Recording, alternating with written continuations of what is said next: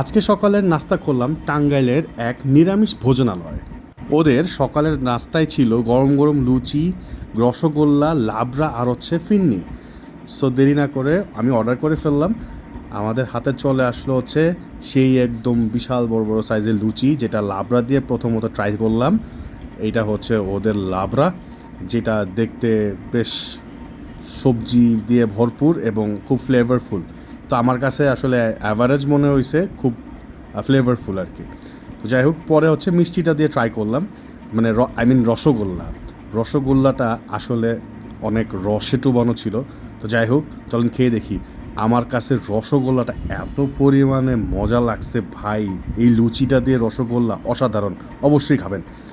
আর হচ্ছে এটা হচ্ছে ওরা বলতেছে ফিন্নি, তবে যেটা দেখলাম এই ফিন্নিটা হচ্ছে টিপা শ্যামাই দিয়ে করা, যেটা খেতে দুর্দান্ত ছিল। আমার কাছে পার্সোনালি অনেক মজা লাগছে। আসলে ব্যক্তিগত কারণে কিছুদিন ধরে কোনো ভিডিও আপলোড করতে পারি নাই।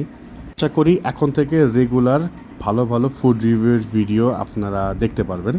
আর এই ভোজনালয় নিয়ে শীঘ্রই দুপুরের খাবারের রিভিউ করব, আর হচ্ছে এটা লোকেশন এবং প্রাইসগুলো আপনাদের সাথে শেয়ার করব। সবাই ভালো থাকবেন, আল্লাহ হাফেজ।